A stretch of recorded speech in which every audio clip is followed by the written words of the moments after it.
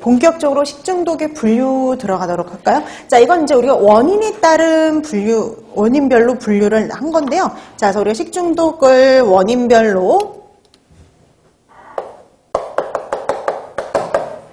분류를 해보도록 할게요. 자, 그럼 우리가 제일 먼저 나오는 게 뭐냐면요. 세균성 식중독이에요. 근데 이런 세균성 식중독은 옛날부터 이제 가장 기본적으로 분류한 게 뭐냐면요. 감염형과 독소형이에요. 감염형과 독소형으로 분류하는 게 가장 기본적인데, 여러분들 우리 보면 감염형과 독소형은요, 말 그대로 균에 감염된 거, 독소에 의한 거, 이렇게 구분하시면 돼요. 자, 그래서 감염형은요, 우리가 식품 중에 증식한 다량의 균을 섭취해서 발생하는 게 바로 감염형이라고 보시면 돼요. 그러니까 이거는 뭐 써두시면 나중에 뭐 그냥 한번 읽어두시면 되는 거고, 이렇게 기억하시면 되죠. 균을 섭취해서 발생한 거, 균 자체를 먹어서 발생하는 거 감염형이다. 이렇게 기억을 해두시면 됩니다. 균 자체를 먹어서 발생하는 게 감염형이에요. 자, 그럼 감염형의 대표적인 게 뭐냐면요. 바로 살모넬라예요. 그래서 근데 그 외에도 살모넬라 말고도 되게 대다수가 여기에 해당이 되거든요. 살모넬라 말고도 장염 비브리오, 병원성 대장균, 그다음에 캠필로박터, 아리조나, 여시니아, 리스테리아. 그러니까 웬만한 건 다 여기에 들어간다라고 보시면 돼요. 자, 근데 독소형은요. 균을 먹어서 발생하는 게 아니에요. 균을 먹지 않고요. 식품 중에서 균 증식 시 생성한 독소를 먹어서 발생하는 게 독소형이다라고 보시면 돼요. 아이고. 독소를 먹어서. 자, 독소를 먹어서 발생하는 게 독소형이에요. 그래서 이거는 벌써 균이, 식품 중에서 균이 독소를 먼저 만들었고 그 독소를 식품과 함께 먹어서 발생하는 게 독소형이다 라고 보시면 됩니다. 자, 근데 그런 독소형의 가장 대표적인 게 뭐냐면은요.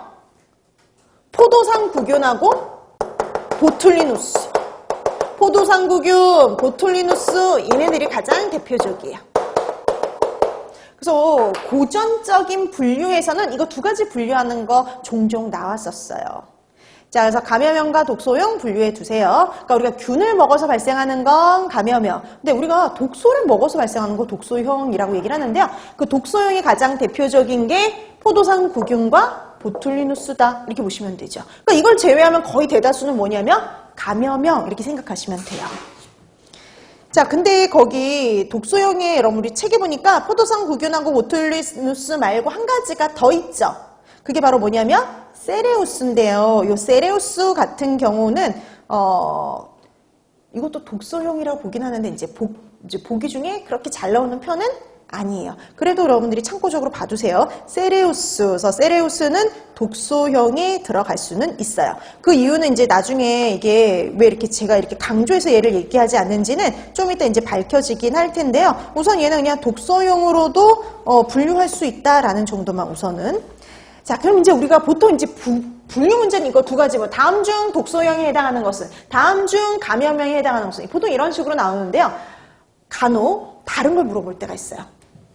우리가 분류 중에 세균성은요, 중간형이라는 게 있어요. 중간형. 이 중간형은요, 감염형과 독소형의 특징을 모두 갖고 있다라고 해서 우리가 중간형이라고 얘기를 할 수 있는데요. 보통 이 중간형은 균을 섭취한 다음에요.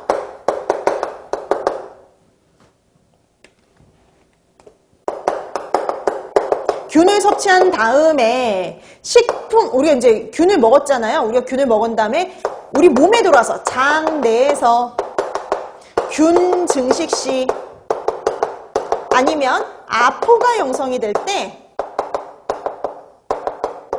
독소가 만들어지고요. 이거에 의해서 발증이 일어나는 경우를 중간형이라고 얘기를 해요. 중간형. 자, 그래서 여러분 잘 보세요. 균을 먹어야 되죠. 균을 먹는다라는 의미에서는 감염형과 비슷하고요. 그 다음에 보니까 나중에 독소도 만들어요. 그럼 이거는 독소형하고도 좀 비슷하죠. 그래서 감염형과 독소형의 특징을 모두 갖고 있다 그래서 뭐라고 그래요?